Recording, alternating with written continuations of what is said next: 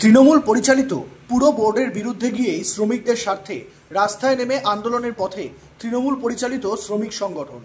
বৃহস্পতিবার দুপুরে এমনই এক কর্মসূচি গ্রহণ করেছে বারাসাত পৌরসভার তৃণমূল কংগ্রেস পরিচালিত পৌর কর্মচারী ফেডারেশন। তাদের অভিযোগ, পুজোর আগে বারাসাত পৌরসভার প্রত্যেক কাউন্সিলর 15,000 টাকা করে বোনাস নিলেও বারাসাত পৌরসভার স্থায়ী কর্মচারী ও অস্থায়ী কর্মচারীদের ন্যায্য পাওনা পুরসভা দিচ্ছে না। তাদের আরও অভিযোগ, পুরসভার স্থায়ী কর্মীদের সময় মতন প্রমোশন না দিয়ে তাদের বঞ্চিত করার পাশাপাশি অস্থায়ী কর্মীদের ডেলি ওয়েজ হিসাবে যে টাকা দেওয়ার কথা সে টাকাও পুরসভা দিচ্ছে না। তারই বিরুদ্ধে গিয়ে তাদের এই আন্দোলন। এই বিষয়ে জেলা আইএনটিটিউসি বারাসাত সাংগঠনিক জেলার সহসভাপতি তথা বারাসাত পৌর কর্মচারী ফেডারেশনের সভাপতি অতনু ঘোষ বলেন, এটা বিরোধী কথাবার্তা ঠিক নয়, কারণ হচ্ছে কর্মচারীদের ব্যাপারটা এখানে সরকার বিরোধী কোনো ব্যাপার নেই।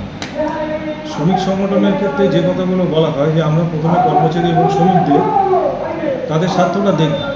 দল আমাদের সর্বোচ্চ, দলের বাইরে গিয়ে কেউ না, আমরাও কেউ দলের বাইরে। কিন্তু এখানে কর্মচারীদের যে সমস্যাগুলো দীর্ঘদিন ধরে আমরা বলেছি, যেমন পৌরসভায় যে মজুরিটা দেওয়া হয় দৈনিক মজুরি, সেটা আমাদের এখানে কম। এখন যেটা বড় সমস্যা দাঁড়িয়েছে, অতিরিক্ত সময় যারা কাজ করেছে বা করেছে বা করে তাদের 5-6 মাস ধরে পয়সাগুলো বাকি আছে, তাদেরকে দেওয়া হচ্ছে। বিশেষ করে গাড়ির চালক যারা, কেউ 8 ঘন্টা, কেউ 10 ঘন্টা, 10 ঘন্টা অবধি করলো, 12 ঘন্টা, 14 ঘন্টা, 15 ঘন্টা হতেই পারে।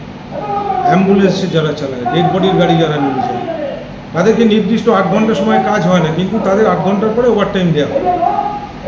6 মাস ধরে সেই ওভারটাইমের টাকাটা বকেয়া রয়েছে। আমরা চিঠি দিয়ে 3-4 বার জানিয়েছি, মৌখিকভাবে বলেছি, কিন্তু কোনো রকম কাজ হয়নি। এবার ড্রাইভাররা, আমরা একটা হলে মিটিং ডেকেছিলাম 22 তারিখে সোমবারে, সেখানে প্রত্যেকেই বলে দিল হাত তুলে আমরা কেউ আর কাজ করবো না। তো আমরা যেমন ইউনিয়ন করছি, সংগঠন করছি, আমাকে তো তাদের মতামতটাকে গুরুত্ব দিতে হবে।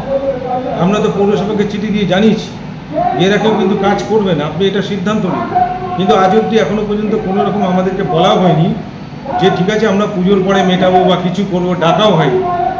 এই জায়গাটা দাঁড়িয়ে আমাদের আজকে সিদ্ধান্ত নিতে হচ্ছে যে গাড়ি কেউ চালাবে না। যেগুলো আপনাদের এমার্জেন্সি ডিপার্টমেন্ট আছে সেগুলো বাদ দিয়ে গাড়ি আমরা কেউ চালাবে না, এরা এটা পরিষ্কারভাবে বলে দেওয়া হচ্ছে। পাম্প অপারেটর তারা গত বছর গরমের সময় লিখিত অর্ডারের পরিপ্রেক্ষিতে 72 ঘন্টা অতিরিক্ত সময় কাজ করেছিল। তারা তো লিখিত অর্ডারের পরিপ্রেক্ষিতে কাজ করেছে। আজকে 1 বছরের উপরে বেশি হয়ে গেছে, তাদের সেই অর্থটা বরাদ্দ করা হয়নি, দেওয়া হয়।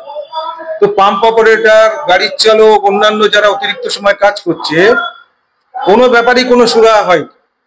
এর সঙ্গে আরো অনেক সমস্যা আছে। স্থায়ী কর্মচারীদের প্রমোশনের ক্ষেত্রে ডিলেমিসি করা হয়েছে, তাদের ইনক্রিমেন্টের ব্যাপারে ডিলেমিসি করা হচ্ছে। নানান রকম ভাবে পৌরসভার কর্মচারীরা এমন একটা জায়গায় দাঁড়িয়ে গেছে যে আমরা ইউনিয়ন আজকে বাধ্য হয়েছে এই জায়গায় যেতে, যে পৌরসভাকে আমাদেরকে একটা কিছু বলতে হবে বা করতে হবে যাতে ওদের কর্ণগোচরে আসে। এবং এটা দলের নেত্রী, আমাদের মাননীয় মুখ্যমন্ত্রী, তিনি যেখানে কর্মচারীদের পক্ষে লড়াই করে যাচ্ছেন, সব রকম সহযোগিতা করেন, এবং তিনি যা যা বলেন কর্মচারীদের ক্ষেত্রে করার ক্ষেত্রে, শ্রমিকদের ক্ষেত্রে, অস্থায়ী কর্মচারীদের ক্ষেত্রে, আমার রাজ্য আইনটিউসির সভাপতি, জেলার সভাপতি ঋতুপদ বন্দ্যোপাধ্যায়, তাপস দাশগুপ্ত, তারা যখন এইটা নিয়ে লড়াই করেন, আমার পৌরসভা তো দলের বাইরে না। আমার পৌরসভার চেয়ারম্যান, সিআইসি বা যারা কাউন্সিলর রয়েছেন, তারা তো দলের বাইরে না।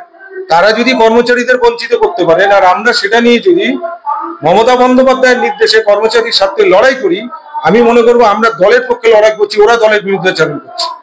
ওরা দলের বিরুদ্ধাচারণ করছে, শ্রমিক স্বার্থ বিরোধী কাজ করছে। কোন পৌরসভা আজকে দেখাতে পারবেন কাউন্সিলররা 15,000 টাকা করে বোনাস পাচ্ছে? কোন পৌরসভায় আছে?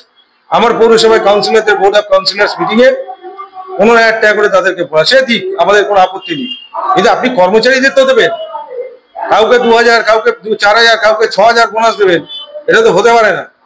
যেখানে সরকার নির্ধারিত যে রেটগুলো করে যাচ্ছে তাকে বাদ দিয়ে আপনারা করবেন। সেই কারণেই আমাদের আজকে এই আন্দোলন। এই আন্দোলনে যদি আমাদের পুজোর মধ্যে কোনো সমস্যার সমাধান না হয়, আমরা আগামী দিনে আরো বৃহত্তর আন্দোলন আশা করব।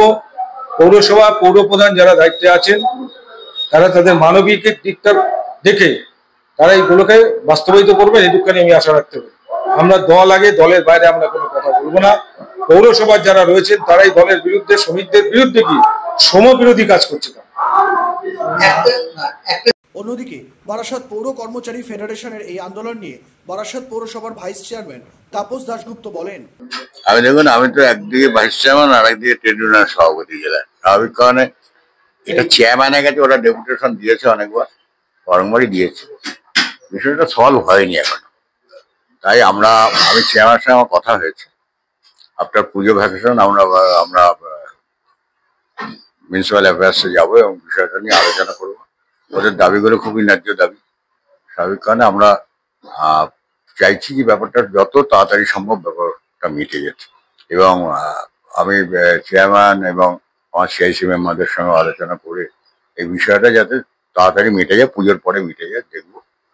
আর যারা আন্দোলন করছে তারা মোটামুটি যে আন্দোলনগুলো করছে আমি মনে করি যুক্তিযুক্ত, এবং সেটা চেয়ারম্যানও স্বীকার করেছে যুক্তিযুক্ত আন্দোলনগুলো করছে, এবং সেটা নিয়ে আমরা আলোচনা করে সিদ্ধান্ত নিয়ে নেব পৌরসভার থেকে। আমার মনে হয় ওদের এই দাবি দেওয়াটা খুব সত্তরই মিটে যাবে। ব্যুরো রিপোর্ট, নজরে বাংলা। এয়ার ইনফ্রাস্ট্রাকচারের উদ্যোগে অহনা অ্যাপার্টমেন্ট বারাসাতের হৃদয়পুরে নৃপেন ঘোষ সরণিতে তৈরি হচ্ছে নতুন আবাসন প্রকল্প। থাকছে একগুচ্ছ বিশেষ সুবিধা, লিফট থেকে শুরু করে ডিপ টিউবওয়েল, এছাড়াও থাকছে সাউন্ড প্রুফ জেনারেটর এবং কার পার্কিং এর সুবিধাও। এখানে 2 এবং 3 BHK ফ্ল্যাট রয়েছে, এছাড়াও থাকছে আরো একগুচ্ছ বিশেষ সুবিধা। বিস্তারিত জানতে ফোন করুন স্ক্রিনে দেওয়া ফোন নম্বরে। সাধ্যের মধ্যে স্বাদ পূরণ।